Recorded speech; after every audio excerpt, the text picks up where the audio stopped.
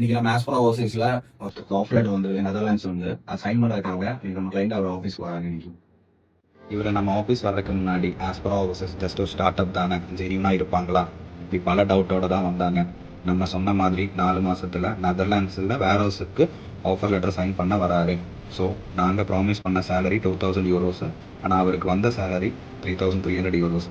இப்போ அவர் எவ்வளோ ஹாப்பியோ நானும் என் டீமும் அவரை விட ஹாப்பியாக இருக்கும். குட் மார்னிங் வரண்டா. ஆஸ் பர் ஓவர்சீஸ் கன்சல்டன்சி இது பண்ணிருக்கேன். கிட்டத்தட்ட ஒரு 15 இயர்ஸ் எக்ஸ்பீரியன்ஸ் இருந்தாலும் அப்ராட் எக்ஸ்பீரியன்ஸ் எனக்கு கிடையாது.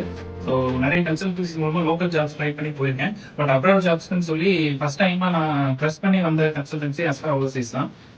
அவங்களோட டாக்குமெண்டேஷன்ஸ்ல இருந்து பேமெண்ட்ல இருந்து எல்லாமே ஜென்யூனா இருந்தது. எதையுமே டிடன் பண்ணல.